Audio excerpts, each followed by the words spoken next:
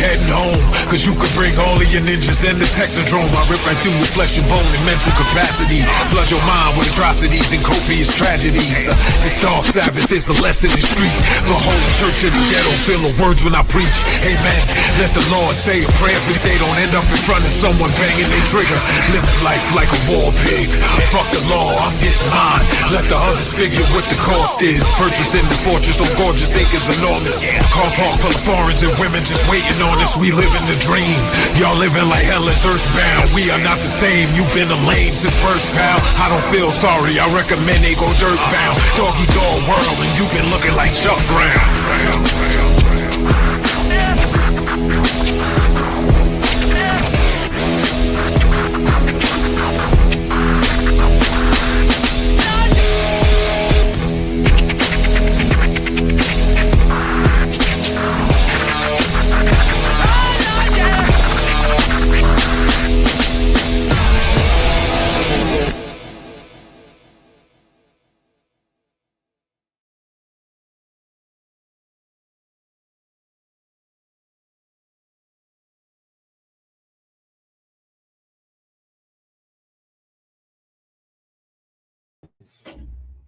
Here we go. Well, beautiful people, best damn nation. It is Wednesday, and you know what time it is. It is the Best Damn Wrestling Podcast. I am your humble host, Brian Renegade, and with me, I have the best damn crew. First of all, if you see this man in a dark alley, run for your life. He will beat you up, put you in the trunk of your own car, driving you in front of your job, and beat you up in front of all your coworkers. He is the green-eyed bandit. He fights people. Sometimes he fights people. He's your mama's favorite wrestler. And he can whoop your daddy ass. The one and only Roosevelt, the fighter. What's happening? Man, I'm trying to figure out this daggone app you got me on, and I can't figure it out right now. But we're going to make it do what it do. This is what I get for messing with you, man. Messing with you with these people and all these other different apps and whatnot. Hey man, you know the young folks try to put me on stuff, man. You know I'm an old guy, so I'm trying to figure out what the next new thing is. You know what I'm saying? So we up here live on Bigo. I think that's the name. Bigo, you go. We all go. Yeah, so, yeah. That's why that's the new Twitter. The new what's it? The TikTok. That's the new TikTok. Yeah, it's new TikTok. Yeah, man. But listen, man, I'm so excited. We have a boss in the building today. Roosevelt, please. It's a boss in here. The boss of bosses. Roosevelt, please introduce our esteemed guest. Absolutely, man. Listen, man. You ever heard of a house fight? This right here is the king of house fights, okay? This man, when Big E came up with the terminology, big meaty man slapping meat, he was thinking about this man right here. Okay, big pause. But he was thinking about this man right big here. Pause, you know but I'll take it. He is the big hurts. He is the man that can pick you up, spin you around, and slam your ass straight to the ground. It's my brother. You know what I'm saying? I've known this man for a long time, so y'all give it up for my man. Forever in the day. Big DeAndre Jackson, man. Yeah, we forever in the day. We know each other. What up, bro? Hey. We don't know each other since you've been with 15? I've been in 16. Okay, 17. 17. So I've been in 17. This should be 18. So yeah, we don't know each other since for forever. The beginning. Yeah, we up there. We the unks in the locker room. We are, which is it's kind of scary sometimes. I know that threw me off first time. Malachi called me that. He was like, "What's up?" I was like, "Hold on, I ain't got no gray in my beard yet." Yeah, I was like, "Hold on." Trying to make me your uncle when I'm still a cousin. Like, who he talking to? I'm still big brother around here. Don't call me no uncle. I'm still a cousin. I ain't uncle yet, bro. Chill out. Right. Oh man, what's been going on, bro? How you feeling? Oh man, feeling good, man. Feeling good. 37 and 17 years, I'm still able to get in there and do my thing, man. Still going, still Blessed, man. Just blessed. Good. We're excited to have you on. We're excited to have you on the show, man. Like I said, I've known you for years. We're gonna chop it up. We're gonna get to know you. We're gonna let the people get to know you, and we're gonna get this thing started. So I'm gonna let Brian start it off since he can talk this time because last week he had some issues. But Brian, go ahead and do your due diligence and ask your insatiable question that you like to ask everybody every show. Well, I got a lot of questions for this man and the Boss Hoss over here, DeAndre. Listen, I'm going to ask you a question that I ask everybody, and it's different every time. The question I have for you is, DeAndre Jackson, when did you fall in love with wrestling? All right, so now Latham, brown sugar.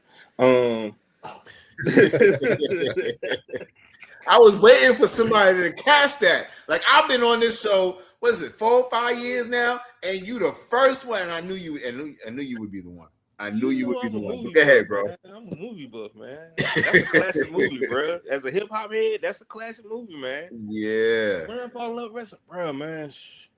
My earliest wrestling memory that sticks in my head is Super Brawl 2. Juice and Thunder Liger versus Brian Pillman. I don't know why that just sticks in my head, but that's like my first wrestling memory. And from like that point on, I was just like stuck on it. Like I just like there's an old picture of like me like Christmas, I want to say. Well, I guess my mom got me the old WWF blue hard plastic blue wrestling ring. You remember that one?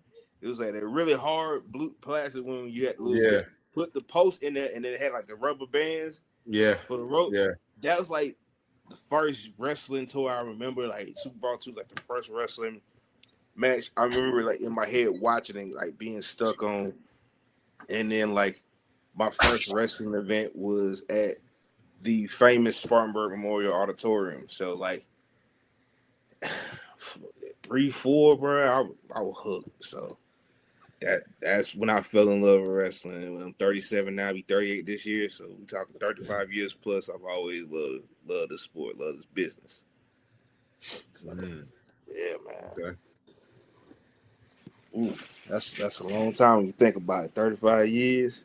Man, 35, 34. When you first got into what made you decide to get into the professional wrestling business? Like, what kind of athletic background did you have before then? I mean, I played a little football up until like the 8th grade. Then after that, I did like 2 years of high school wrestling, and both years ended in surgery. So the first year, I tore cartilage in my left knee. The second year, it wasn't a wrestling injury. It just so happened that we were out of school that day, so the coach gave us off practice that day to be nice, and my appendix almost busted that day. So the second year was an appendix surgery, and then the third year, the coach was like, "All right, you coming out this year? And we actually gonna make it through a whole year." And I was just like, "Nah, you got it, my boy, because I don't know what type of surgery I'm gonna have the next year." And then, luckily 17 years plus, no surgeries. But, what made me say I was gonna do it was just I can't necessarily say there was a thing that said, "Hey, I'm gonna do this." It was just always a thought in my head of I'm gonna do this. We all done the thing where we put the blankets and the pillows in the floor and make like a little mini mattress ring. And I was taking my mama's ace bandages she didn't want me to take and making wrestling ropes and get my boombox and picking a song and playing it with a blanket hanging over my door as my curtain and walking through. And I always envisioned it to go after it. And then when I went to college, I had the opportunity and I just took it. Okay. When did you first start your training? First started training, let's see. I started my freshman year of college, so that was around 2006. And I actually snuck off. My mama didn't know I was going. I snuck and went to my first training session at APW in Spartanburg at the old building they had on 221, if anybody knows about that place. I snuck up there with my $25. And I can actually hear my mama laughing about this story.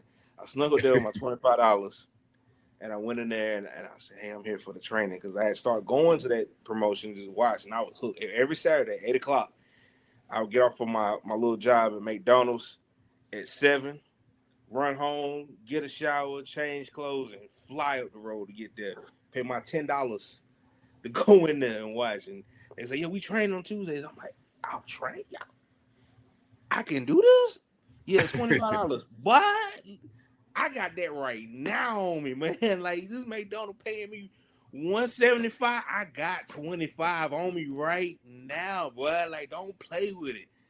And I went up there, and a dude named Eric Anton was over the training, and he thought I was somebody else. This is a funny story. He thought I was somebody else. So he goes, all right, take a bump. I didn't know what the world it was. All I knew was tough enough. Just tuck your head. And I took my first bump without really knowing. He goes, oh, you ain't such and such issue. I was like, nah. He goes, y'all look alike. That was pretty decent for your first bump. Let's show you how to do it.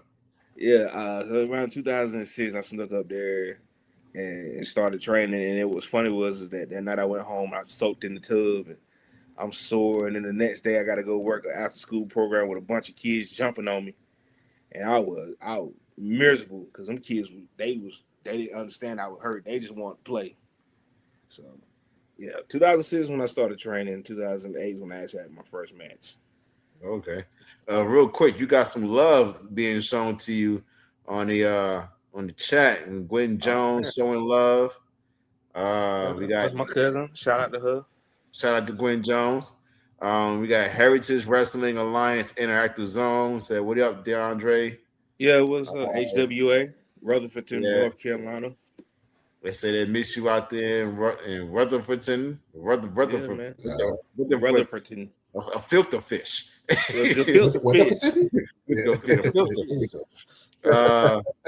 Mom Dukes is in the house. She said DeAndre Jackson was and still hooked.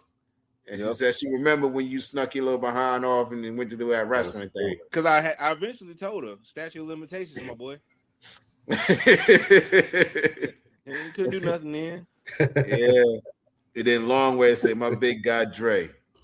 Yes, sir. All right. Absolutely, man. You are a really, really good heel.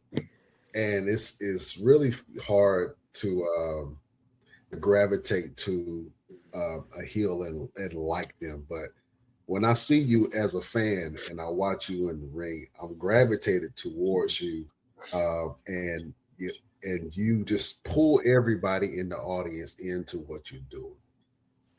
Oh, yeah. Where did you really learn the art of being a heel? My sophomore year of college, we used to have roast sessions.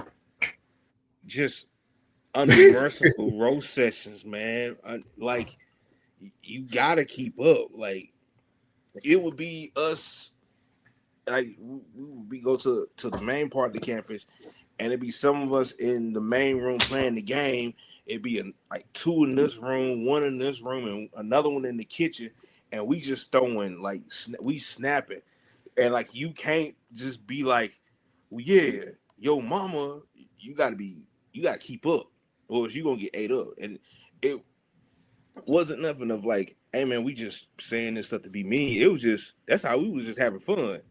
So people would come in there and go like, y'all really hate each other. Why y'all hanging out? We said, we don't hate each other. This is just what we do. Mm-hmm. So I think some of that comes from that. A little bit comes from when I, was doing stand-up, and you got to be quick on your feet there as well, too, because people will, that one drunk dude in the crowd try to say something to you. You got to be ready. That's another part of it as well. And then the rest of it, shoot, man, I guess naturally I'm like that.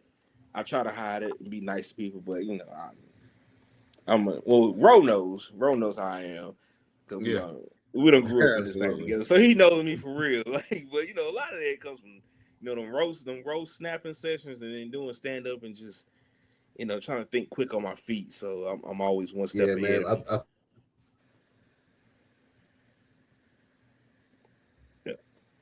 absolutely. That's just how it goes, man. You got. Am I lagging a little bit, fellas?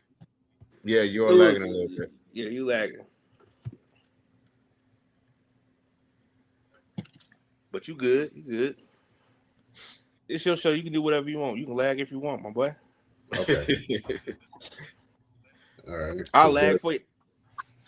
I can lag if I want to.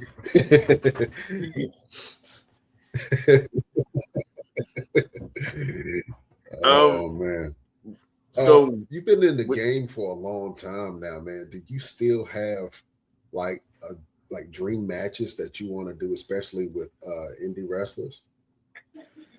Yeah, there's still dream matches. There was one match I was supposed to have that I didn't get. It got canceled, and I would love to get it if I could. He just came off injury. I actually was supposed to wrestle Eddie Kingston one time, and that match got canceled. And that was one I really wanted because I have respect for Eddie, because I feel like we two are the same type of kindred spirit. Just, just two guys in reality. We just like, man, ain't really like that wrestler type guy that's gonna come out there and be like, lockups and da-da-da-da. It's like, nah, man, we two fighters. So that's a big one I would love to get finally.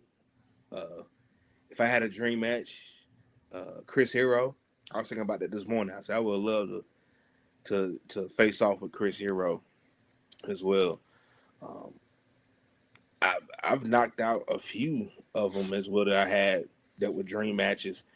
One I would have liked to have, but health reasons, he's not able to right now, is Keith Lee. I want to wrestle against Keith Lee. That was just one of those ones I was like, man, that would be an interesting one to have. But a lot of my dream matches that I had versus Keith Lee would be crazy. Yeah, a lot of my dream matches I've had, I had them. Like at one point, I put out there, I want to wrestle Jeff Cobb. I got to wrestle Jeff Cobb.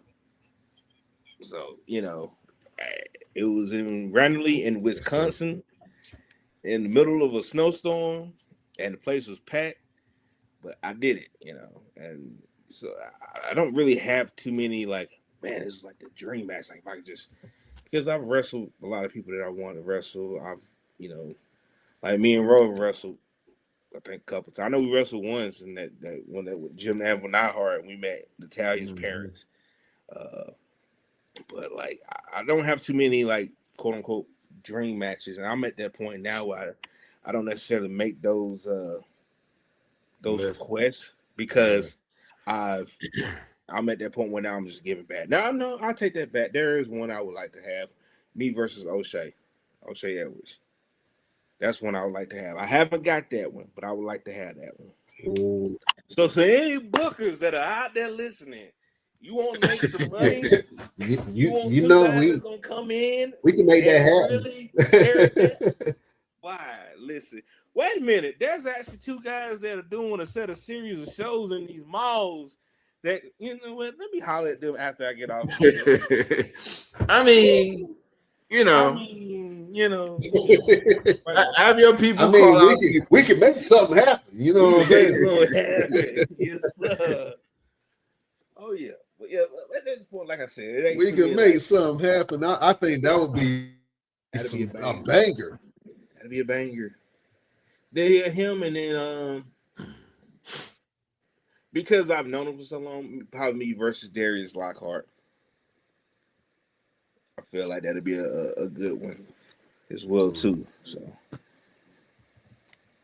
yeah, if you're gonna book me, if anybody's gonna book me versus Joe Black, please don't. Me and him are tired of facing each other, because we always wind up hurting each other afterwards.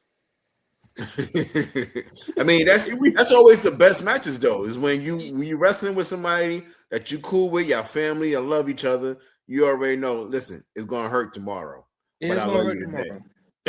It's like, that's why people be like, yeah, man, I'm trying to get them bees. And I'm like, you don't want to pay the price for them bees. You don't want. And it's like, I don't want to pay the price for the bees. And like everybody in that whole crew I have faced off with, like, what makes you think I want to do that again? Right. In fact, I think I fought everybody in that group except for O'Shea and Jakami are the only two I have not fought yet. Yeah. So, I mean, you got to put in some work for that, man. It's when people be like, yeah, man, Joe Black got the bees. I want to get a set of them bees. Or I'm like, man, you really don't want to pay the price for that. How do you know? Man, how do I know? Bro, I don't. Me and him done traded fists and live to tell the time. It's like two old ancient warriors. We talk about that all the time. It's like, hey man, we just two seasoned warriors that went back and forth with each other. So Yeah. Damn, Vegeta and Top. Was it difficult coming up with your character and who you wanted to be and portray in the wrestling ring? Yeah, it was. And I say I really didn't find who I am now until like probably almost 10 years into my career. Probably I really wasn't 100% sure. When I started off, I took the name of a WCW tag team, Chronic, because I just thought that was cool. And I had the K's facing backwards, you know. I was like, hey, I gotta be different. Instead of just the K's being regular, one's gotta face the opposite way because it looks cooler. As well, and then there was like a bunch of other, you know, tidbit things that happened in between, including, you know, the typical JYD type dancing gimmick, because everybody's like, oh man, you remind me of JYD's. And it's like, all right, cool. But to find myself in all of this, it took some time. Like it was 10 plus years. Like I remember going to my WWE tryout in 2015 and still not 100% of like who I was. I was just a guy. I was a jag, as Steve Smith Sr. says. That was just in the ring, and I can't tell you the exact moment it clicked that I was just like, man, I'm this, but it was probably close 2017, 2018 when I finally started, like, you know, figuring out like, hey man, this is who I am. This is what I'm gonna be about. This is the style I'm gonna be. You know, whether people like it or not. I mean, it was so many transformations of what I did, and finally getting to that point. And I want to say, Ro, because you can vouch for this, it was probably around the time when Huckabee and pitched the Big Hurt idea. Around that 2017, 2018 time. And his reasoning for pitching that was, hey man, when you smile, you look like Frank Thomas. You just call yourself the Big Hurt. Yeah.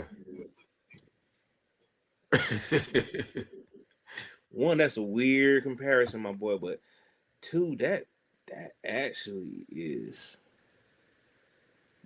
a pretty good idea, because no one is doing it in wrestling. And so it became like it was like almost like a switch overnight of like, yeah, Big Hurt.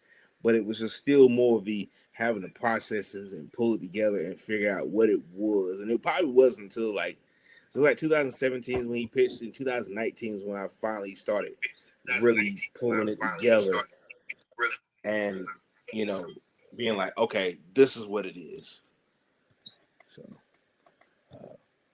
yeah, about 2019 is when I finally hit the stride, because then I felt more confident in anything I was doing as well. And by that time, you know, all the tryouts and like trying to get in, all the other stuff, I had been past. I was just like, I'm just going to do this. Like, if somebody sees something and they want to take a chance, cool.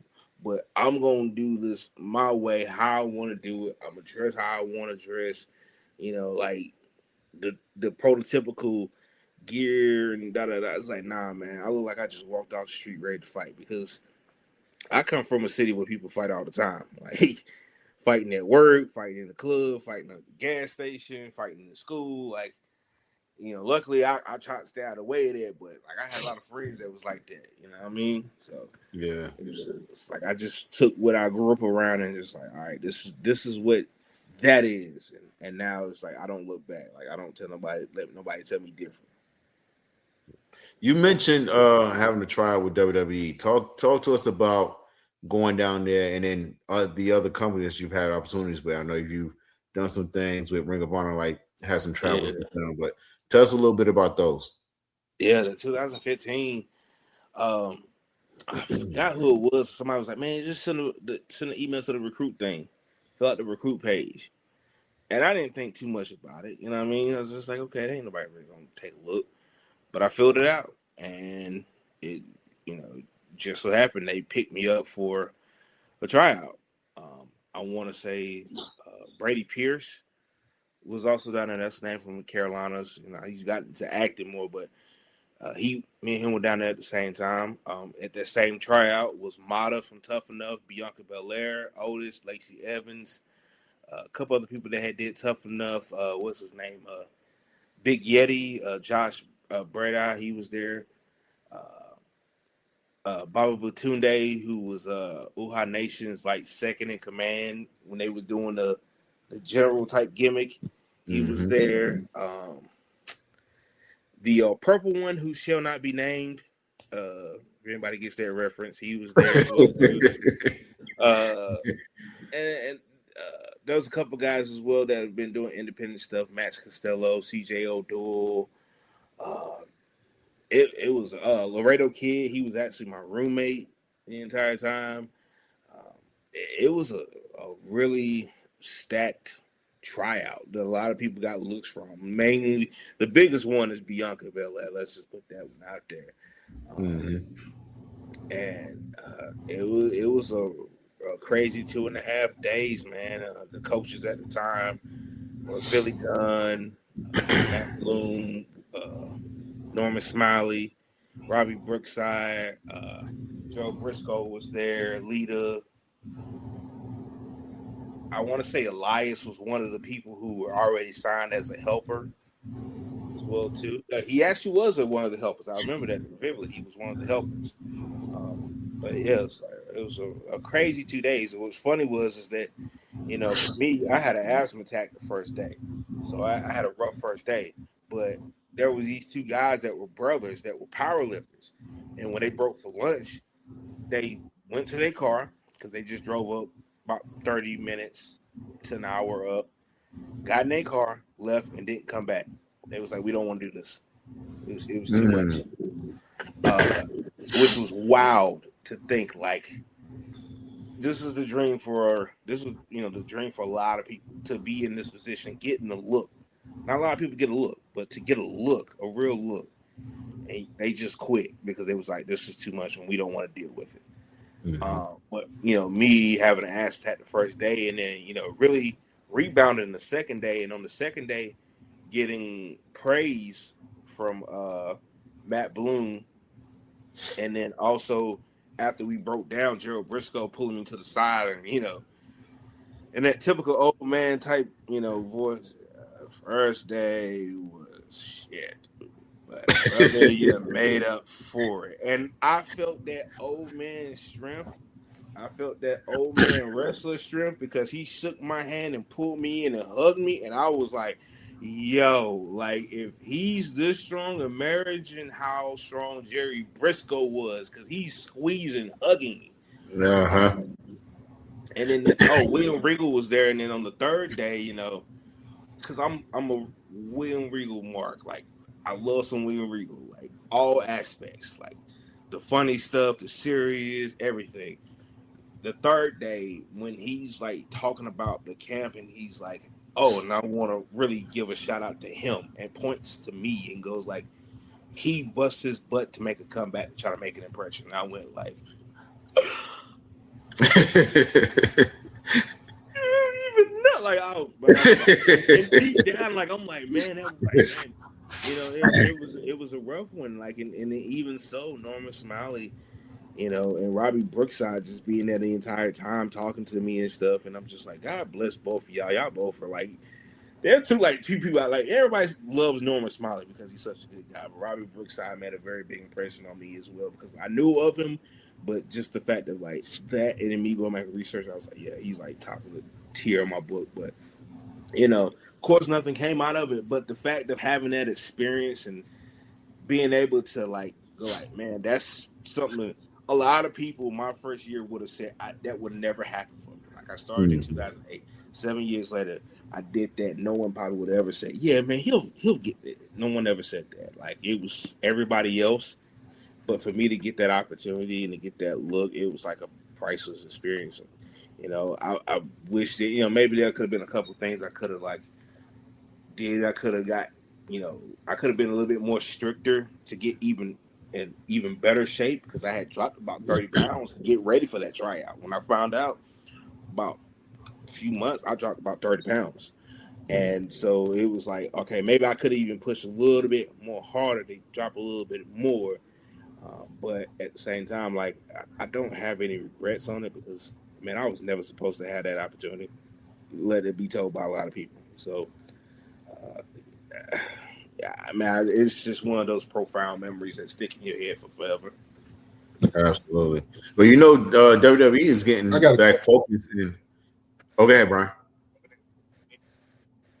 Well, I'm gonna let you finish what you were about to say, and then I'm gonna go ahead and after that. Go ahead. All right. Well, WWE has a lot of focus back onto the independents again. So there's a good chance that you could get called again. So how do you feel about, putting your foot in the door in that aspect now? I mean, it almost 40. I don't know, but if there was an opportunity to at least get a look, man, I couldn't turn it down. It's just like, hey, man, you got to do what you got to do.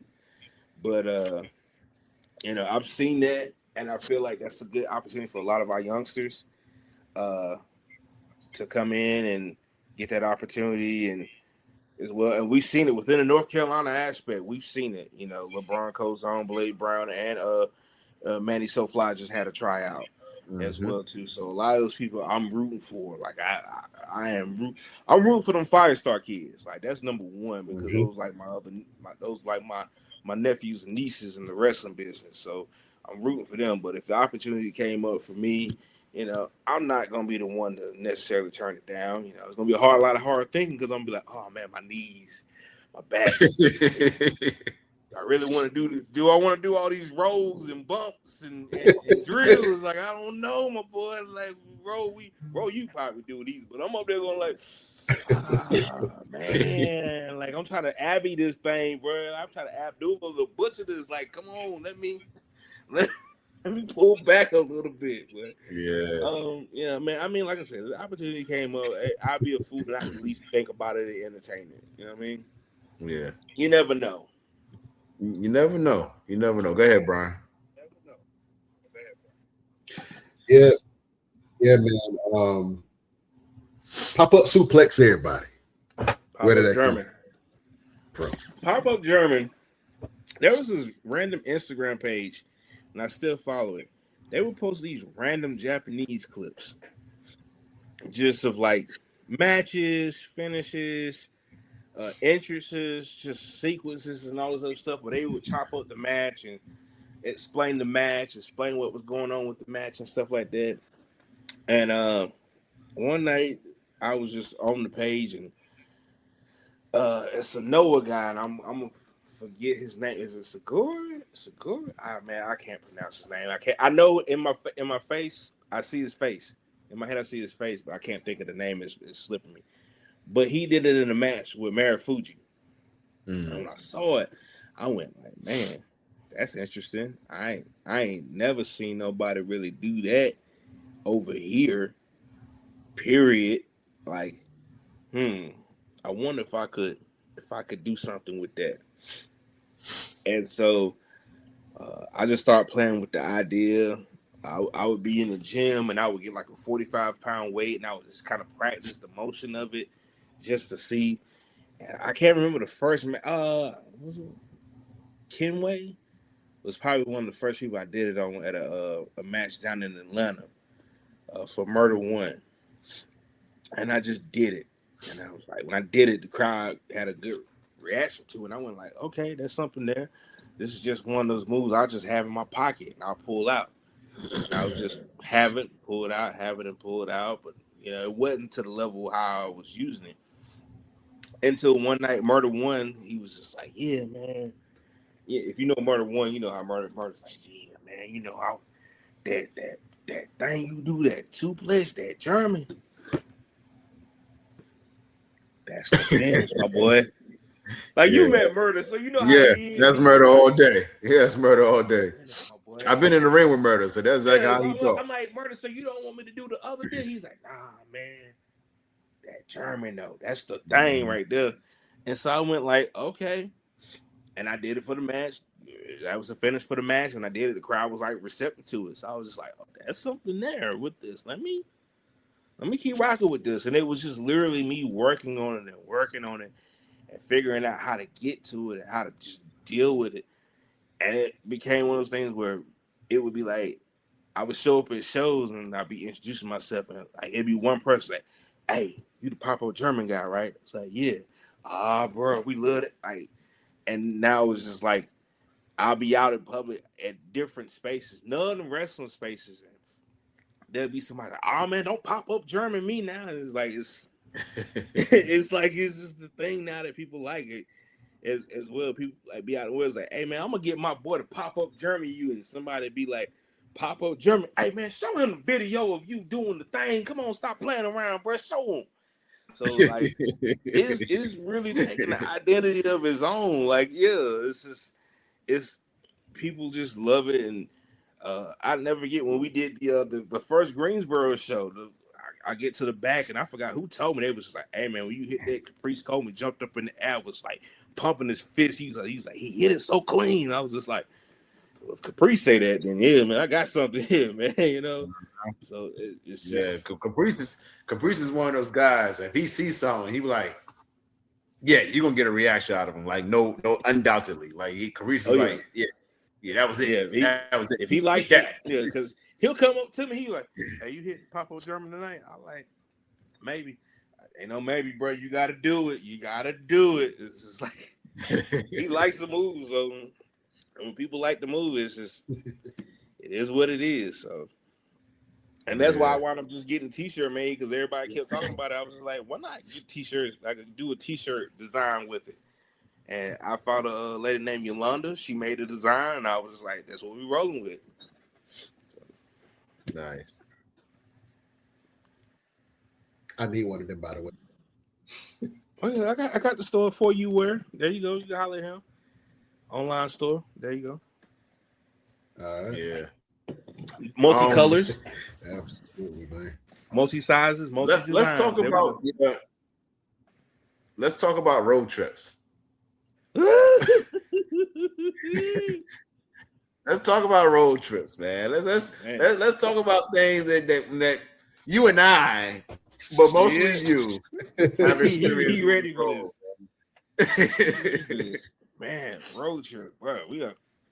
We done had so many. I done had so many, bro. Do we want to start with that one, or do we want to talk about some other ones? Let's start with that one. Let's start with that. Start with the one in New York. Oh, we talking. All right, so quick backstory, ladies and gentlemen. So, we had a car full. Actually, it was a van, SUV, full of talent. Going to go to New York. We was going to do a tryout for Marvelous was Pro. It Wrestle One? No, Marvelous Pro. Yeah. Marvelous Pro. Yeah, Shinsuke Nagawa, Sumi Sakai, Dave Flutie. And we were driving up to New York at the House of Glory. Yes. Where they didn't even want us to come in the building. Woo! they was big mad that our Carlo South Carolina, North Carolina came up there on some. This Carlo is me, Ro, James Anthony, William Huckabee, and Joe Black. Mm-hmm. We were supposed to have Tim, the Infinite Man, role, but I think he wound up having something else, and he was just like, I gotta step out. But it's 5 of us in this SUV driving up the road, and I want to say from like Virginia into New York, I drove. Now, Brian, let me tell you something about your co-host. The further we get to New York, the more his New York comes out. Meaning that tone, that accent that you hear most New Yorkers have, the closer we got, the more it comes out. We get into about Queens where we were staying. And like I drove into the city I done drove to the state. I'm driving good because I did this drive before, but I'm driving good. But he knows the area. He goes, "Hey, your son, pull over. We Chinese fire drill." Huck gets into the seat behind the driver. I get into the front passenger seat. And before we could even like close the door and lock ourselves in, this boy done took off. And he hitting these spaces this small. Like Fast and the Furious. And me and Huck are like two little kids screaming like, "Yo, slow down, bro." Like, don't worry about it. I got this. Like, we just driving through the city. Like, it's literally like I'm hearing Ludacris's Too Fast, Too Furious in the background while this dude is like hitting the corners in the city, my boy. Oh, when we pulled up at that hotel, me and Huck looked at each other. We was like, "Oh, thank God!" Like, whoo, because we were nervous. We were nervous. Yes, but yeah, we encountered a little bit of hate when we got to the school because we went up there with the mentality of when people think Southern guys in wrestling, they think, Tennessee two-step, we gonna talk it out there, do a little bit of a Memphis stuff and da-da-da-da. When we come up there with the mentality of like, nah, man, we gonna show y'all what these Southern boys can do with y'all Northern boys. Like, ain't no little tidbit type stuff. And we get to the front door with our bags and we get meted. I'm not gonna say the name that met us because we gonna keep that clear. And they go like, "Hey, y'all here for the tryout?" I was like, "Yeah." "Hey, well, we ain't ready for y'all. Y'all just go back to your car until we get ready for y'all." And as we're walking away, we hear him yelling, "See, y'all got people from the Carolinas coming up here to take y'all spot." So we get in the car, we like, "Oh, they nervous that we gonna come up here and show out on them." Okay, bet money. So we get in there. They introduced the whole office and we get dressed and they was like, "Yeah, we just gonna warm up a little bit and then we gonna have matches." Well, at the time, the easy match was Huck versus Joe and James versus Roe. That's it. Those two right there, those are good matches. Me, I don't have that guy with us. I don't have Tim with us to go like me and him gonna do whatever. I wound up working some guy that I think he had been like on a couple years in the business, but he was supposed to be like a demon. And we were getting into the match. We had talked about it. A demon. He had the mask and everything, man. He had like the mask, and he was supposed to be like, "Yeah." And we get into the match, and like he ain't really doing what he's supposed to do. Like he just kind of just standing off in the distance. So I'm just like, "Hey, man, Brian Excell's in this room. Amazing Red is in this room. Sumi Sakai, Renee Michelle, Shinsei Nagawa, Rocky Romero, and a bunch of other people in this room. You're not about to embarrass me." So I got ticked off. And I just hauled off and I just go, whoa! And he stumbles back to the corner. And I just grab him and I go, "Do you know where we're at now?" He goes, "Yeah." I go, "Yeah." And we get through the match. I pin him. I get up. I bow. Because me, Ro, James, Huck, and Will were the only people that before and after our match, we bowed to Chinsuke and Nagawa to show respect. And so I get out the ring. And then this guy and Joe go, "Hey, man, why you do that boy like that?" I'm like, "Hey, man, boy, listen, you ain't about to bury me. This is my shot, my boy." Like Japan, like, "Hey, man, Rocky Romero's here. Rocky always got a job with an office in Japan. You're not about to embarrass me in front of Rocky." And I know Rocky because I've been helping with ROH. Boy, don't embarrass me like that, boy. Like, chill out. Mm-hmm. But, we did that. I know we had solid matches. I know we brought up our best effort.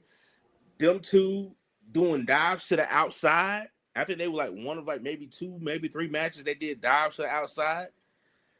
And we didn't get the phone call like, "Hey, man, one of y'all on the show." And we felt some type of way because we knew we had came up there and showed out. When we went to the show and watched the guys they put on the show from that tryout, and we all went, yeah, man, they screwed us. There was some people from Canada that came over for the opportunity, and they didn't get put on the show.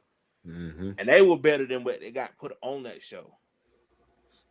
So we knew it was just like, hey, we trying to make our guys look good. Mm-hmm. But you know, that's just one of the things that you encounter in the business. Like, you notice you put in the best, foot forward, and you still don't get that opportunity. But you know, even with that, even with seeing like we watched that match with Sonny Kiss, whoever that guy, I can't remember the guy's name, and the dude, they didn't mesh. They didn't mesh at all. Like, it was just like he was trying to do something and Sonny was trying to do her thing, and it was just like, yo, man, like, you supposed to work with Sonny's gimmick. Sonny's gimmick is the gimmick that'll help get over. We was sitting there going like, that wasn't good. We watched these matches. It wasn't like we was going like, yeah, we the better. We just could tell. It was blatant, you know. But, you know, aside from that, you know, the fact of all that, we still had a blast. We still had fun. I mean, where else? When other time that you could walk in Times Square in New York and one person legit starts quoting the movie Friday word for word, and when they stop, the next person picks up from where they left off, continuing the script of this movie until they stop, and then keep going. And it's just like, I think we quoted about like the first 15 minutes of Friday walking through Times Square. Just because. Just enjoying ourselves. Just walking through Penn Station and seeing this black woman and this white guy getting into it. And she going like, all right, this is why you ain't got no lips, you chicken lip having ass. Like, you know, like, and we looking like, what? Chicken lip having? And that's when I say Joe Black actually was laughing hard. Like, bro, you hear chicken lip? The rest of the trip, it was just chicken lip having. Like, it was like, bro, like that. Oh, this guy, that New York style of way, Brian, him, me is okay. So let me paint the picture. It's him and James Anthony walking at the front. We talking when both of them still had braids. Joe's in the middle, and you know Joe Black, even back then, jacked, stocky. I mean, more so now because he's more focused. And then bringing up the rear is me and Huckabee. You really, the middle and the back don't mess with me. We had this random guy just walking, but following us for like the longest, like several blocks. And if you know Huck is like real irritable to sometimes. And he just kind of like stops and he goes, yo, what's this guy's problem following us? And the guy got so scared, he just walked off without stopping, without looking up, without even slowing his stride. This guy, in that New York sense of mind, goes, yeah, son, he's going to try to rob us. Me, Huck, and Joe go, rob who? By this time, this dude gone. Like, it's these three big dudes and these other two. Rob who? This dude gone by now, and he doesn't even stop. He's just like, yeah, man, he's gonna try to rob us. That you said that too calm, my boy. Like, yeah, he get closer to New York, bro. And when he goes back for that fight in February, watch him. He might walk to the ring with a bacon, egg, and cheese, or chopped cheese or something, man.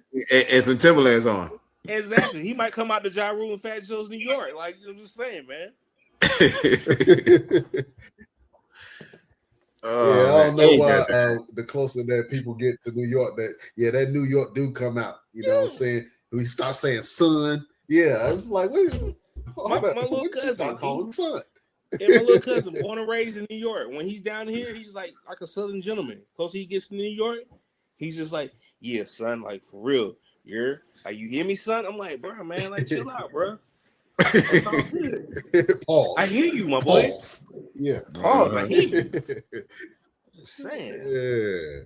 But yeah, that's like one of my. That's like one of those man. road trips right there. One of those funny ones. Like the other one is me, Movie Mike, and Zuki King driving through a snowstorm to get to Minnesota and Wisconsin for me to work Jeff Cobb. Like, Ro didn't make this trip. Ro, that was a trip you didn't make. I didn't make this one, yeah. He didn't make this one, but you know, he had kids and he was just like, man, I'm gonna be home, I'm gonna chill. And I was just like, well, man, I'm going. I'm supposed to work Jeff Cobb. Like, I'm not missing this. You know, my mom was like, well, you know, it's okay to miss a show every now and again. I'm like, okay, that's cool. But guess what? I ain't missing this one. I'm driving like my boy. Like, I drove up and around, up through Iowa, and then up into Minnesota. And Movie might wind up taking your spot that night, but Movie might represent it well for that one. And then we went over to the next night into Wisconsin, and I wrestled Jeff Cobb there.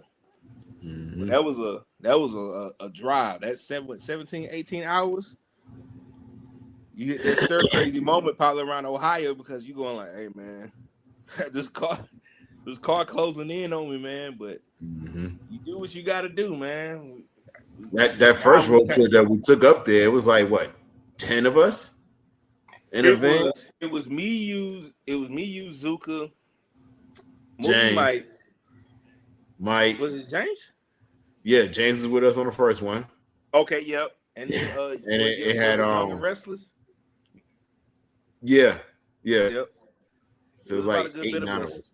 Yeah. And this dude being studious, he in the front seat doing homework, just typing away. He's like, you need me to drive? I was like, nah. I was like, boy, man, do your homework. Stop playing. Do your homework, man. Be a good student. Get an A. So yeah, that first trip. Do your damn homework.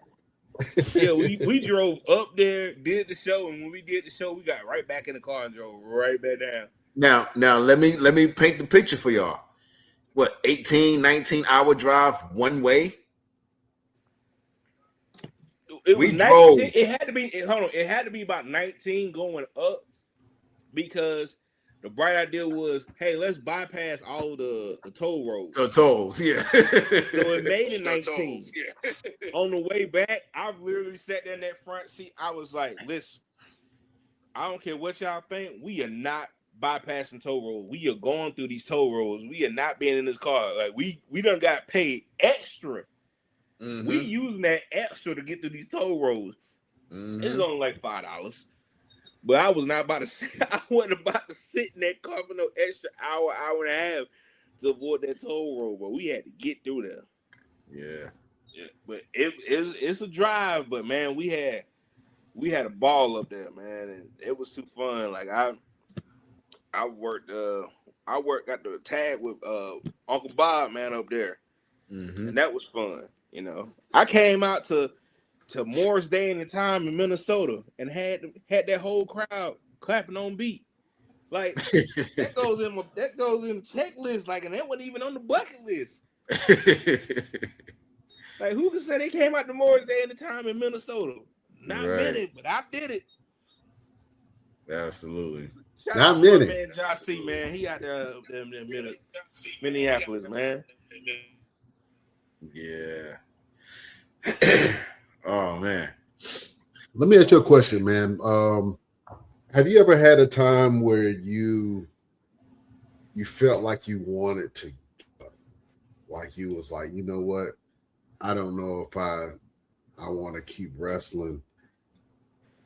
And during that time, what made you keep going, or did you have someone give you advice to help you keep going? Yeah. Like around that pandemic time, that was like really it. And I kept lying to myself saying, yeah, I'm done. I'm really done. Like I had this whole conversation with my mom and she was like, are you sure you're done? I was just like, yeah, I think I'm done. Like I think I'm done. Like I really am. Like I'm pretty sure. Like I swear I am. Like I think I am. And like it was literally like me trying to convince myself about it because it was a lot going on at the time. You know, we was dealing with COVID. And at the same time, I had lost my brother. So I was like dealing with that. And then probably about a few months later, I lost my stepdad. And, you know, dealing with that. And then at that time as well, my mom was in and out the hospital because she was having issues with her illness, and it was just like a lot. And I was just like, man, I was like, it was kind of like me being like, all right, man, I got too much going on, so let me just stop. I'm done. Like, I'm quitting. I didn't necessarily say I was quitting.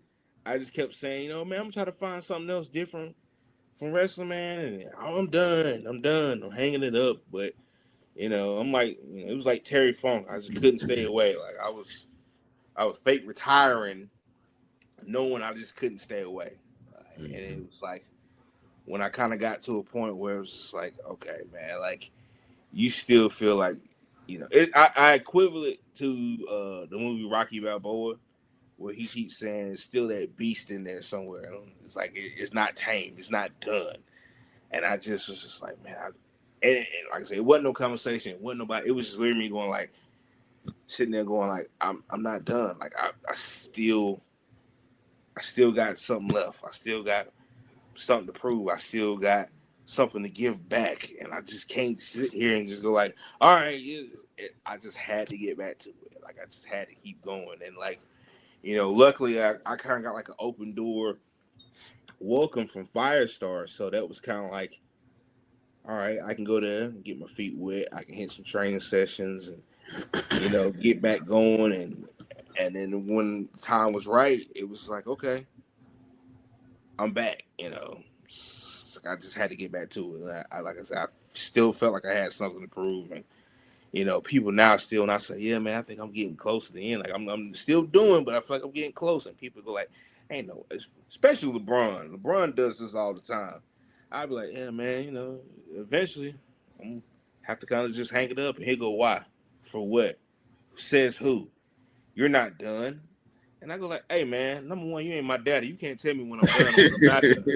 Like, if I say I'm done, I'm done. But I think it's just the fact of, like, people still see the ability. People still see what I can bring. And they'll just be like, man, like, boy, you still got it. Like, you still move. Like, you still going. I'm just like, yeah, man. I guess so. I guess I'm still, still got that hunger in me a little bit to still keep going and still got that ability to keep going. I'm still, blessed enough to be healthy enough to get in there and go, and with everybody as well too. So, like I said, I had that moment where I was just like going through a lot mentally, and I was just like, man, I'm done. Like it's over, but it truly wasn't over. It was just like I just kind of had to take a break and get back to it. But I was lying to people saying I'm done, but I really wasn't done. Not by a long shot. So yeah. So outside of professional wrestling, you actually dabble in music as well. I dabble in a lot of stuff, man. I dabble in a lot of stuff. Talk to the people about your musical talents and aspirations with that. That literally came because of COVID. I was kind of halfway DJing on Facebook Live, and I've always been a guy that's always liked the behind the scenes aspect. I've always liked wrestling footage behind the scenes, like seeing the guys right before they walk out the curtain. What's their warm up, pattern like? What are they thinking? Before and afterwards. And so that always would lead me to like music production. Like we know H to the Izzo by Jay-Z, but how did you get that? What was Kanye doing? What was Dilla doing? What was Ninth Wonder doing with all this different music? So I would always watch all these things about producers, not the rappers, the producers. That was my thing. The DJs, the producers, like what they would do, like all right, they had this incredible DJ set. What did they pick to get that? Oh, he made this dope beat. What did he do to make that? And so I was watching a lot of Ninth Wonder stuff, and it slowly, that creative monkey on my back is kind of like him with all the stuff he does. He just like, you know what? I'm gonna do it. Just try it. It was literally like, all right, it's COVID. You really ain't going nowhere but to working home. Why not? And so I got like a little pad and started from there.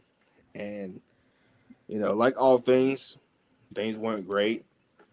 I erased a lot of my earlier stuff because I'm like, I don't want to hear that. But slowly but surely, just working on the craft, and a lot of that time during COVID, watching guys still have shows like him, like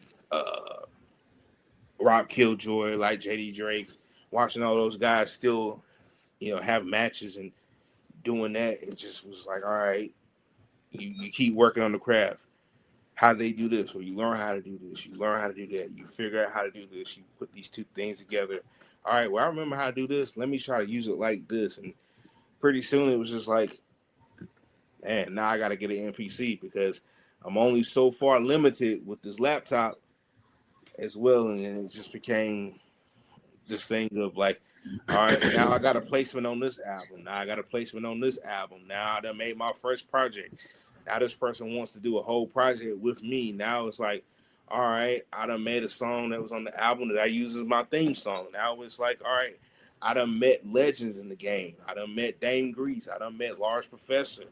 I got a guy that has connections with multiple people in Gene Brown that when I met him, he was like, yeah, I know about you. I sing your stuff. I went like, what? Like, and now it's just like,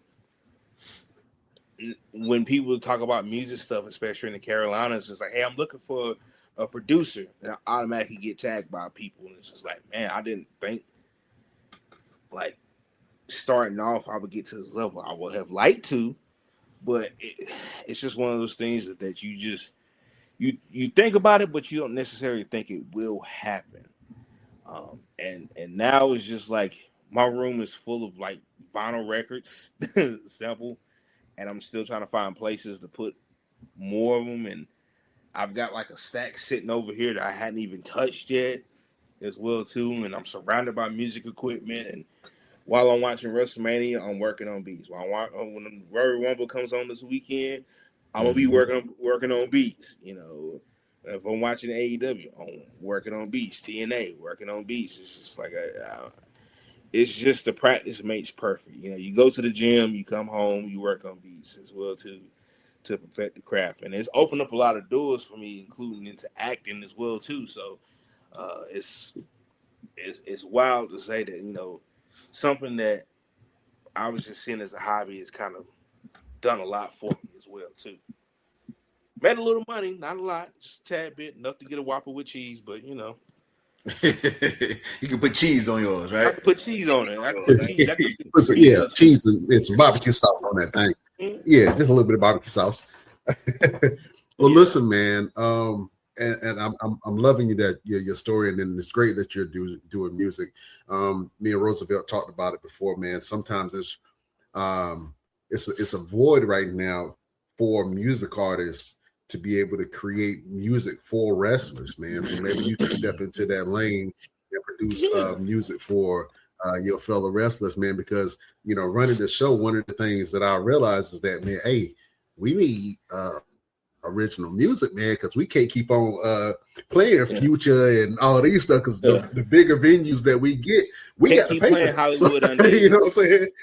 Bro, when Hollywood Undead came out, bro, every show somebody was using that song. I was just like, bro, y'all just find something else to use, man. Like the market is there to work with people. Man. I know Goldman out of Charlotte. Shout out to him, man. He's done music for a few people. He's done Ashe Wrestling's theme song, Power. He's done one for Cedric. He's did one for Owen Knight.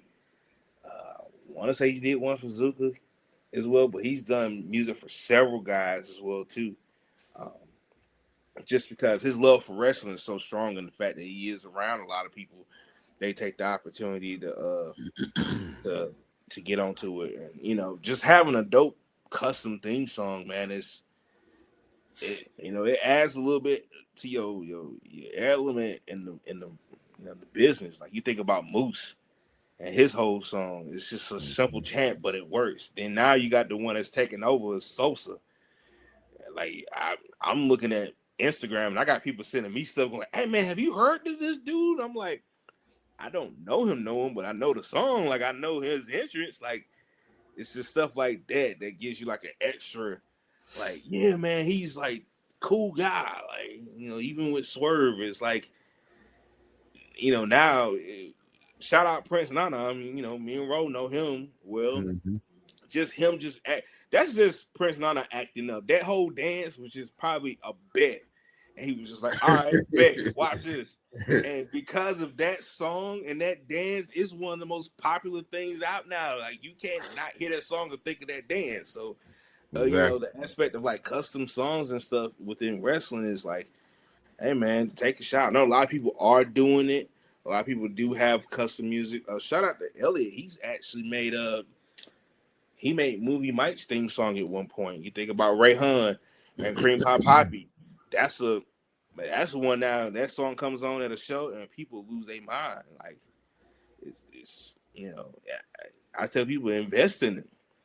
Invest in it. The song I use now, I produced that track for a guy named Wordplay Look as well. So it's just, you know, the cross section of music and wrestling is so crazy now, especially within hip hop. What's his name? Is it Josiah, who's working for WWE and all the stuff? Yeah, he was. Yeah. And now you think West Side Gun and wrestling. His whole thing, his album covers are nothing but wrestling. So, you know, it's just like, hey man, we're in that thing now where hip hop and wrestling, you know, cross paths, and it's like a dope experiment, man. It's just like, all right, cool. Who's gonna come in next to make a dope wrestling song? You know. But yeah, I am available. Man. I got some ideas, man. I am available to make y'all theme songs. Just holler at me, man. Yeah, we're gonna make something happen. I'm gonna holler at you because we need to make some things happen. Like I say, doing the shows, man. I realized, hey man, people really need original music. Oh yeah. And I think a lot of wrestlers and entertainers are really missing the buck by providing songs to some of these wrestlers that go out and get seen by hundreds of if not thousands of people on the weekly. You know what I'm saying? And so if you want to promote a song and you have an active billboard that can go out there and promote your song, then why not? You know what I'm saying? So I can't tell you how many times I played Ray Hun's theme song and people look at me like, bro, for real, Cream Pie Poppy? But at the same time, they be like, hey man, this is a bop. They like the song and they'll start singing it right that I stop it. It's man, step it up, bro. It's 2026. Let's get to it. Absolutely. That's right. Step it up, step off. Well, you know, first of all, speaking of stepping up, we have this thing on the show. First of all, I'm sure that you and Roosevelt have faced off before. But for some reason, he has this thing where wrestlers come on the show and he has a problem with it. So what I want you to do is I want you to cut scathing promo against Roosevelt in our segment Best Damn Promos. He said some unsavory things about you before you came on. Damn. I ain't gonna repeat it. You know what I'm saying? I ain't gonna repeat it, but I'm just saying it needs sort of rebuttal. That's all I'm saying. So I want you to go head to head against Roosevelt and cut a promo. I want you to threaten him within an inch of his life. You know what I'm saying? The only way that DeAndre Jackson can. So, man, prepare yourself. Are you down Put for this? me on the spot. Man, that's right on the spot. Yeah. This like that. Does, you know what I'm saying? This is like a sway in the morning freestyle, funk flex freestyle. Like, hey, yeah, man, I'm about to drop this beat. You got a freestyle on it, man. Like, come on. It really is. yeah. You got to spit that hot fire. Absolutely. Man, I ain't eat no sandwich or nothing to get ready for this. Like, jeez. That means you're hungry. Man. You know what I'm saying? I know, right? Say you're hungry. You're hungry. Yeah. All right, let's do it. Beautiful people. Promo on Roosevelt just talk my trash, man. She's just I don't know, man. You gotta think and you just be like, you know what, man? I'm mad at you. Should have kept the braids, my boy. I'm mad at that. You know what? Grow your hair back out. You know what? I'm going to grab your head with the little hair that you have, and I'm going to pull it out and grow your hair back out so you can get the Mario braids. And then I'm going to cut them and leave you bald like me. Come see me. There you go. Oh, man. Well, look. First of all, calm down. You're too loud and you ain't even saying nothing. You're too loud and you're not even saying nothing. Listen here, Mr. Big Hurt DeAndre Jackson. The biggest thing that is hurting right now is the fact that you are still in the wrestling business, because what else is there for you to do? What can you do?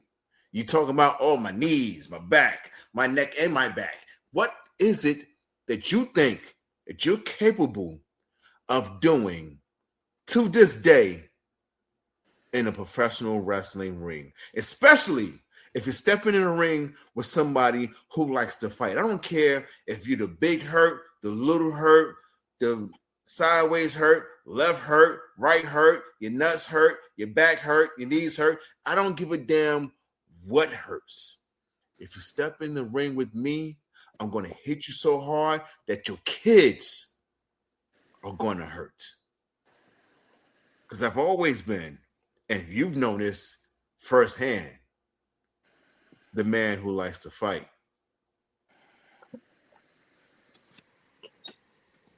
You gonna let him get away with that? What can I do? What can I do, my boy? Let me tell you something. What can I do? You said my knees hurt, my back hurt, my nuts hurt, da da da da da. You say, what can you do? Let me take a page out of your book. Everything. You say you missed everything. I'm truly missed everything, because I can do everything, whatever I want, however I want. The big hurt will lay the hurt. I will leave you laying, my boy. You say you like to fight. Guess what? I do too. And every man can talk that trash. Every man said they can knock you out with one punch. Every man has that same plan until they really get punched in the mouth. So do you really want to take that chance with the big Boss Hoss? Nah, my boy. You really don't. We faced off. You felt the hands. You felt the grown man presence I have in these hands. And you know, like I know, that when these hands get on you, I'll leave you crippled. I'll leave you with a limp. If you want to make your fight in New York, back it on up. Back it on up. What? Yeah. What? What? Come on, boy. What? It could be too old. It could be too old. Just a second ago, you had all this air in your chest, all this loud bass in your voice, but now it seems like you got a little bit of. It's still there. Little. Your volume is kind of calmed down a little bit because you're understanding and you're realizing a lot more that who you talking to. That's right. You think that you're talking to Victor Andrews. You think that you're talking to the guy that you stepped in the ring with many moons ago. But DeAndre Jackson, let me explain something to you. I am not that man anymore. You've seen it firsthand. When I step in the ring with a suit, I'm standing on business. But the minute that shirt comes off, business is about to get handled. And when it's two big monsters right here come out, it ain't no time to play. It's time to go night-night. Bop, bop! That's the last thing you're going to hear. These two boys right here. He said, you won't go night-night? It's Brian in the background doing the face. Yeah, living everything. Brian taking off the glasses. He getting well, I be ad-libbing. I be instigating. Brian sometimes. That was back in school. He was like, I bet you won't swing on him.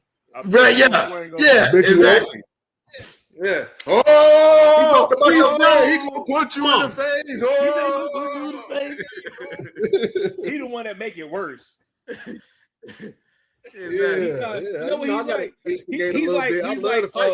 He's like Martin and Play off of the first house party when they in the cafeteria. He's like, oh man, you gonna go out like a suck, like, bruh, stop. You gonna go out like a sucker.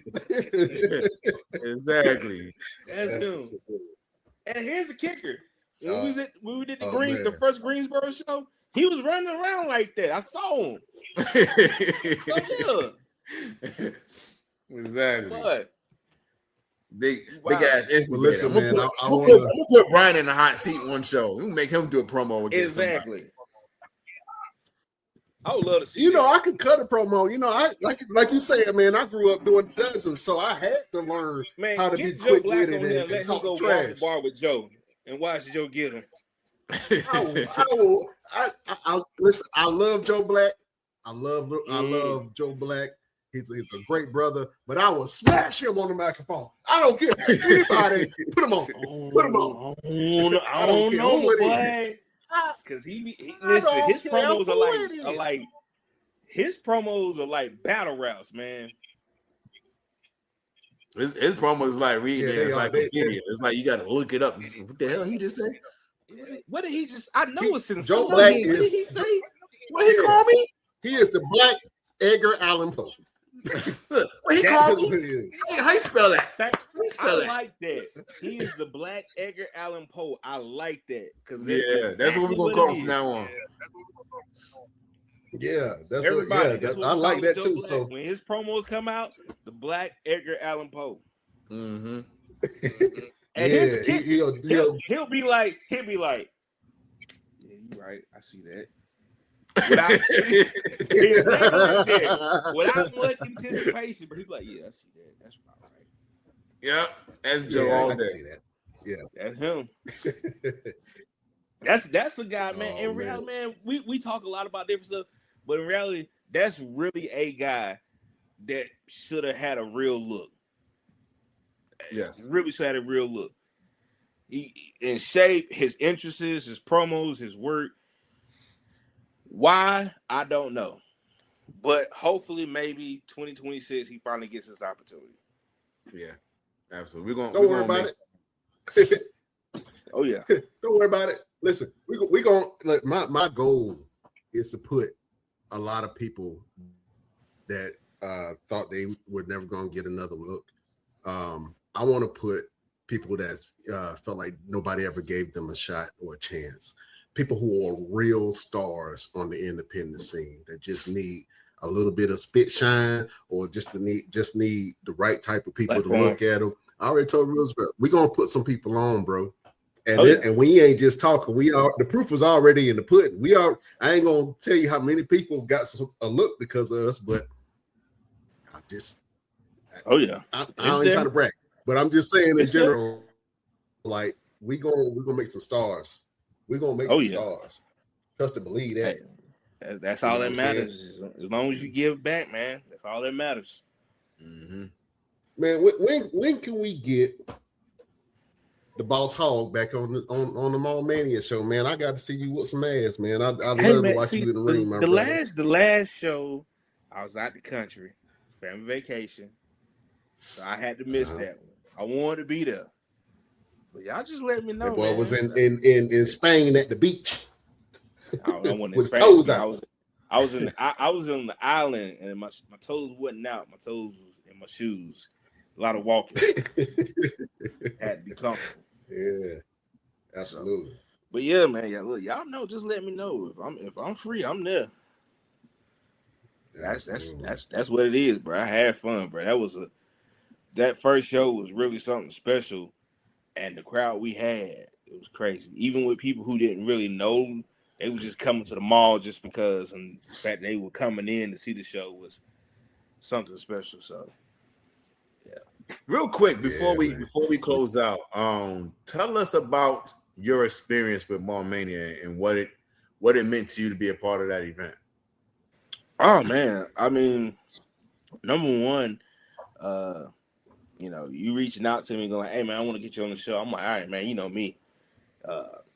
As far as we go back, I was there already. And the fact of I actually want to work with Trayvon Ali as well. That was a match I wanted to have, and just the two big guys going at it, and just really just putting it all out there for the crowd and getting a good reception from everybody, from people in the crowd in the stands to everybody in the back. Caprice and Joe, those are two guys that I take a lot of heat from, and the fact that Caprice going up, he goes like, man, I don't have nothing really to say about the match. It was that good. Like, that really meant a lot to me. Just the setup, the professionalism, all of that, down to even the video footage. It looked so cool. My walkout, it looked like a video game walkout. I said to my homegirl, I was like, this looks so cool. She was like, oh my God, you can use that for your highlight reel. I was like, I know, right? Like, it's good footage right here. The whole aspect of it was fun, man. It was well received. The whole setup with the video game tournament, so they had something for like the gamers to get into, like the young kids, the meet and greet. Just overall, the show itself, everybody came.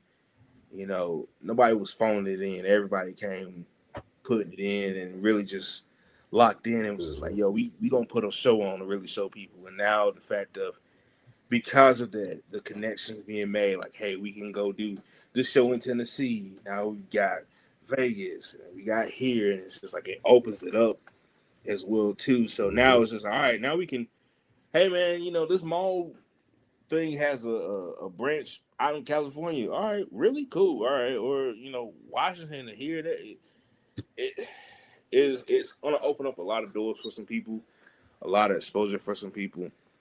And the fact of that y'all were really professional about everything, and everything was well promoted and well set up and thought of. It wasn't like those shows where you go like, all right, man, we're going to see how this goes, and then we don't really know, man. It's going to be like some janky type stuff. It wasn't none of that. It was just like, I was like, when I left there, I was just like, yeah, in a heartbeat, I'll come back. And then when the next show was when I was gone, I was like, man, I ain't gonna be there for this show. Like, bro, I was mad about it. I was just like, hey, right. boy, we had a monster match for you too, boy. As soon as you said, "No, I can't make it," I was like, "Dang." Yeah, but it was I was like looking at, I was gone. I was looking at footage and stuff like that, and the results, and I was like, man, I wish I could have been there as well too. But man, the Mall Mania experience is fun. I tell anybody that can get to a show, you'll like it. One of my homegirls had never seen me wrestle. She came and saw me, and she was just like, oh my God, she was like, I never seen you wrestle, but that was so cool. But then she was like, but the rest of the show was so cool as well too. So she stayed and watched some more, and it was just like, all right, cool, great. The fact of that, she actually thought the show was interesting enough to stay and keep watching. That was so much fun, man. So yeah, whenever you need me back, man, let's just get back to it. I ain't going out the country for no time soon. We're gonna make some things happen, man. And I think that from me being a wrestling fan, I am a newbie in the wrestling business. I know nothing about the wrestling business. I'm not claiming to be no promoter or nothing like that. But what I do know is how to treat people. You know what I'm saying? And I wanted the people that's never seen a wrestling show before, people that normally wouldn't even give wrestling a second look, to sit there and enjoy themselves. And I think the biggest flex that we have is that we made a lot of new wrestling fans that didn't like wrestling before. You know what I'm saying? Exactly. And so for me, those are the people that I'm looking for and I'm targeting, versus people who are already wrestling fans. People who are already wrestling fans are looking at it like, oh, this is a dope promotion. This is dope. This is kind of cool. Like, you know what I'm saying? So as we grow and we keep on doing more events, man, we just want to put on for, the city, put on for the talent that's coming up, man, that we really think are really, really talented people, man. And it gives the opportunity for, a lot of people, they love to see AEW and WWE, but they can't necessarily afford to get to those places. So this gives them that experience of getting to a wrestling show and seeing a ring in person. for a decent price, but with good action. You know, guys that are going to put on, hey, like we are working in front of 10, 20, 30,000 people. We going to really put work in as well, too. So, like I said, that's why I said nobody phoned it in. Nobody was like lollygagging. Everybody was just like, yeah, we going to do this like it's like the real deal. Like, this is, hey, y'all coming in here to work. Ain't nobody lagging as well. So, I mean, and then everybody's on everybody to have a good match. You know, the vets in the locker room, you know. And you do say your mud hole stomping too. Oh, yeah. The gang stomp, yeah. Yeah, like y'all have the gang stomp. Yeah, I ain't know if you had a name for it or not, but whenever you stomping somebody and you cussing them out at the same time, I love that. I was like, oh, didn't I tell you to get your hands off of me? Yeah, I took that from two movies. Don't Be a Menace While Drinking Your Juice in South Central, the beatdown scene. And then Chris Rock and Money Talks at the end, where he's stumping out the French guy. He was like, we gotta go. Don't ever call me your homie, Frenchie. I took that for, I don't know what made me do it. I was in the middle of a match and I just did it. And I was just like, yeah, this is sticking. Get your hands off me. I took that from and it just works. It just works every time. Yeah, so like I said, Mall Mania is definitely a dope experience. If you can get to a show, show, man. It's always fun. Yeah, bro. This has been a great show. DeAndre, you put on a great interview. You always been a good brother, man, ever since I met you. In fact, we met. I want to say we met a show before then, but we met at Texas Rangers show. Yeah, I heard about some of them Texas Rangers shows. Texas Rangers show. Hey, man, listen. And that was an experience. Imagine, like, he put a lot of money into these shows where it'd be like legends and stuff and whatnot. And we would just, he was like, all right, we're going to have a signing and we're going to have this. But every show, he was main event. Don't know who he was working with, but main event.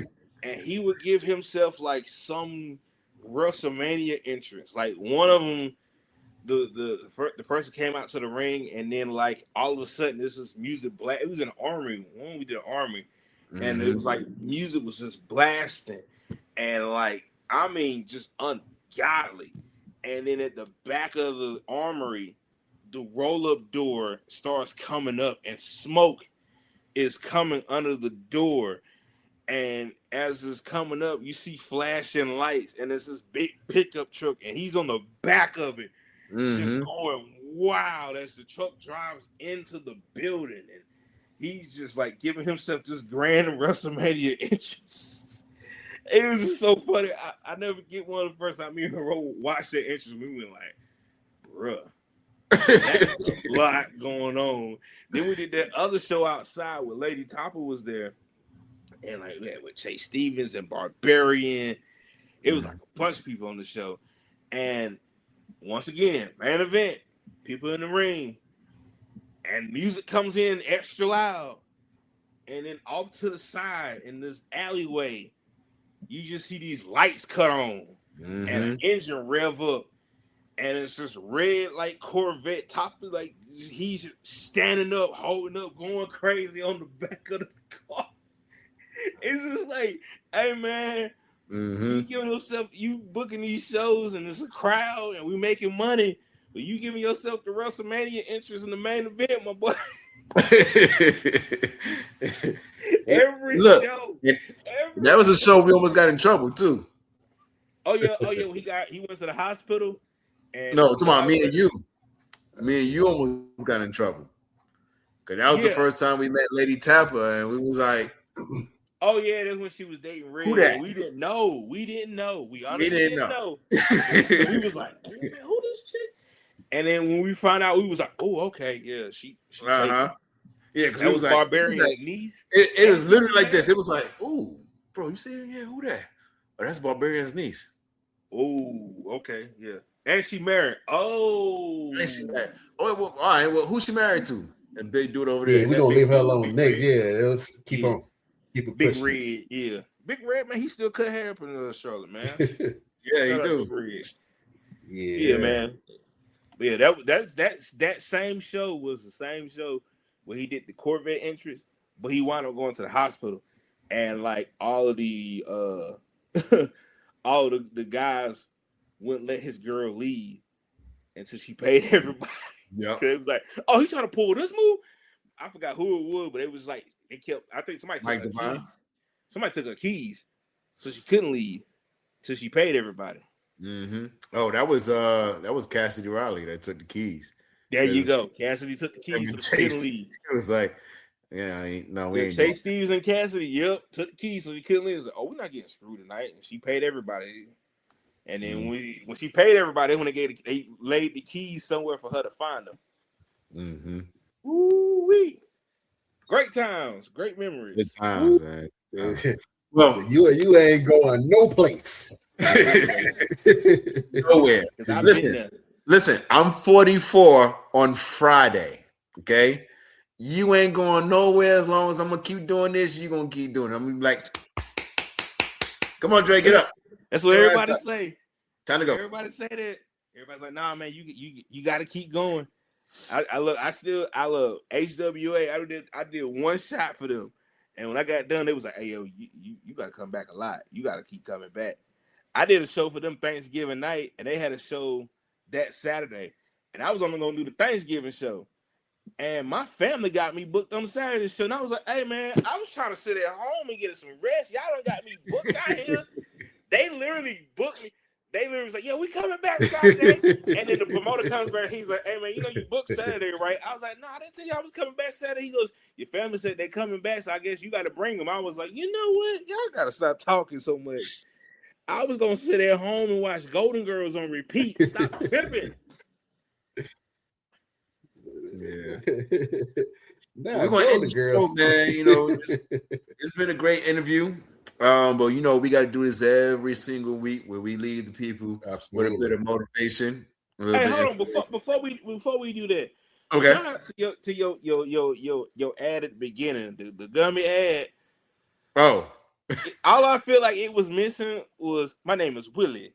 Like that's what it felt like. It felt like that scene from Any Given Sunday. I just remember that. I was like, is this Willie Beeman I'm looking at? I keep hitting like the screen. He was like, you know, after this we can get in the gym. Like this. Yeah. I gotta make a new one. I gotta make a new video. You really do with that song in the background. Yeah. It's gotta be in the background. Like really low, but just enough where you be like, is that what? Okay. I'm with it. I'm with it too. We're gonna do that. I'm with it. All right, DeAndre Jackson. Yes, sir. You have a final word for the beautiful people. Final word for the beautiful people. Man, just do what you love in life, man. We live in a volatile time. Just anything happening. Life is short. I've lost a lot of people who are very creative. So whatever it is you love to do that. Take the chance. Take the risk. If you want to paint, do it. If you want to try to act, do it. If you want to rap, Lord knows some of y'all don't need to. We need more electricians than we need rappers. Mm-hmm. But if that's what brings you joy on the side, do it, man. Because I know for me, I probably would have did some other stuff when I was younger, but I just didn't think it was possible. I didn't think I could. And, you know, I'm doing stuff now that I've always wanted to do, like the music, like DJing a little bit. And it brings me another level of happiness. So whatever it is you like to do it. If you want to write, man, because in the end, you have to make yourself happy. And, you know, I know a lot of people looking for somebody else to make them happy, and it's not working like that. You got to do what you want to do in life to make yourself happy. So whatever that thing is, or whatever lifestyle you want to live, if it makes you happy, just do it, man. Because, you know, it's rough out here. Mm-hmm. And if you can find something that brings you happiness, something that makes you feel good, something that makes you smile, that you do. Absolutely. Yes, sir. That is the final word from your boy, DeAndre And Jackson. always remember, when you move in silence, tell everybody. How else they gonna know? Yeah, when you move in silence, make sure ain't nobody standing behind you. They don't want to smell that. Facts. If I had to drop a final word, it would be: don't just live, laugh, love. Learn, lift, and live. I'm not even going to elaborate on it. Take it how you want to take it. But if you don't just live, laugh, love, learn, lift, and live. That is my final word for the Best Damn Wrestling Podcast. He's talking about working out, y'all. To my all. Yeah. He's like, learn how to live to live. See how I put that together? And you did the knowledge, my brother. He did. The knowledge, yeah. From hands, my brother. Message. Being prized, my brother. My brother. Yeah. Brian, you got a final word? Oh man. Well, I think it's my turn then. Yeah, I do. And I hope that you guys can hear me. I know I'm in and out a little bit. But this is for all of my overachievers. And I think when it came to me, I was thinking about the first question that I had was, is your success worth the sacrifice? Right. And the reason why I was thinking that because sometimes in things that you want to accomplish, you sacrifice a lot of things to be able to get there. You sacrifice your time, you sacrifice your energy. Sometimes you sacrifice your relationships. You know what I'm saying? And it got me thinking, not all sacrifices are worth the success. Ooh. It's heard that. You said a word. I'm going to reword that. Success should serve your life, not replace it. Man, but you just said a word. Do not let the very thing that you were fighting for destroy everything else that you were working for. You know what I'm saying? So success should serve your life and not replace it. Do not lie on the laurels of I'm successful and I can treat anybody how I want to treat them. I'm successful, so this is my life, and all I know is success. Because you can measure success in different ways. You can measure success with money. You can measure success with love and relationship that you have in your life. That's how I prefer to measure my success, is the love that I have within my house, the respect that I have from my friends and family. And do you have a successful relationships? Do you have successful ties other than money? If money is your measure of success, then you will be a lonely rich fool. Facts. So success serve your life and not replace it. That is a final word from your boy, Brian Renegade. And now we're gonna pass it on the collection plate. Is that a good one, fellas? That was good. Now we're gonna pass the collection plate around everybody with an A and B selection. Pass it around, yes. $20 only. We're only gonna take it $20. Yeah. Close the doors. Matter of fact, we close the doors. You ever been swallowed? Shout out Drewski, man, because that's scary. I want everybody to match this $100 bill I got in my hand. I want everybody to match this $100 bill I got. Put it right back in. You know, the Lord told me we're supposed to raise $50,000 right now. Matter of fact, $55,000. He just spoke to me. Oh man, ladies and gentlemen, we can't hold y'all too much longer, man. Thank y'all for joining the podcast every week. Make sure you tune in for all the great interviews that we had with this good brother DeAndre Jackson. Make sure you follow us on all our platforms. You follow us on Instagram at the Best Damn Wrestling Podcast. Follow us on our Facebook group, Best Damn Wrestling Podcast Facebook page, the BD Wrestling Podcast. Our X, Best Damn Crew, Twitch, the Best Damn Wrestling Podcast, and on our TikTok. We got to put some more videos on the TikTok, Brian. Best Damn Wrestling Crew. You can also go to our website, www.thebestdamnwrestlingpodcast.com. Visit our affiliates, the wrestling. And on Snapchat? We ain't got Snapchat. No, we don't need Snapchat. Man. Okay. We don't need Snapchat. We don't need Snapchat. Make sure you visit our affiliates, www.mallmaniaevent.com, where we will be having wrestling events in your area. And if you are a company or a school or a church or just somebody who got money in their pocket and you would like for us to come and put on a wrestling event to help raise money for your cause or your or your church or anything like that, reach out to us. We do not mind helping you guys out. And also visit our other affiliate, the Blue Hearts for Autism. I can't talk today because I'm hungry. I need some cookies and milk. Lord. This is the biggest reason why we are doing everything that we are doing. It's the biggest reason why we just started the podcast. The reason why we started doing Mall Mania events is for Blue Hearts for Autism. So make sure you guys visit us and visit our Patreon if you want to drop some dollars. Please drop some dollars. You want to drop some dollars, visit our Patreon. What's the Patreon, Brian? It ain't down. Patreon.com. Oh, yeah. Patreon.com / the Best Damn Wrestling Podcast.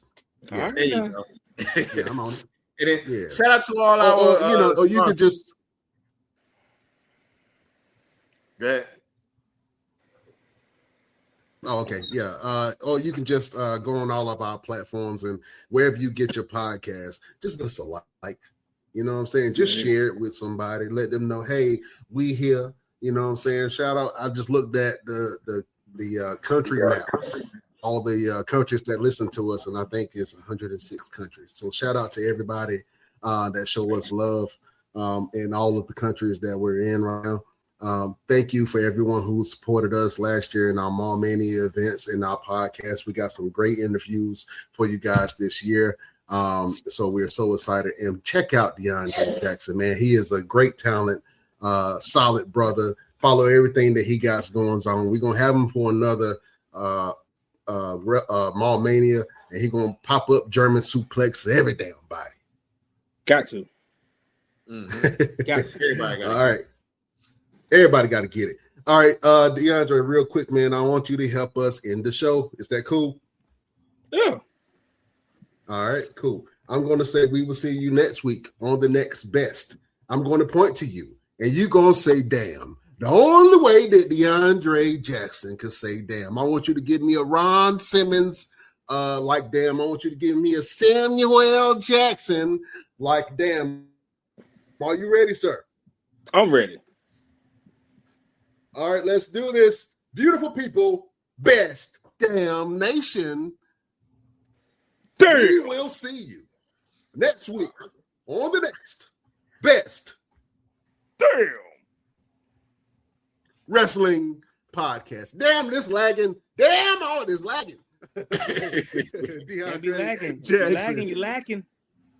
I'm lagging. Yeah, man. Saying. Absolutely, man. DeAndre, man, you are a gentleman and a scholar. Thank you so much for being on this show, my friend. We can't wait to see what you do in the future, my brother. Hey, I thank you so much. Absolutely. Y'all have a good one, man. All right. We can't hold y'all no longer. Beautiful people, we out of here. We bid you adieu.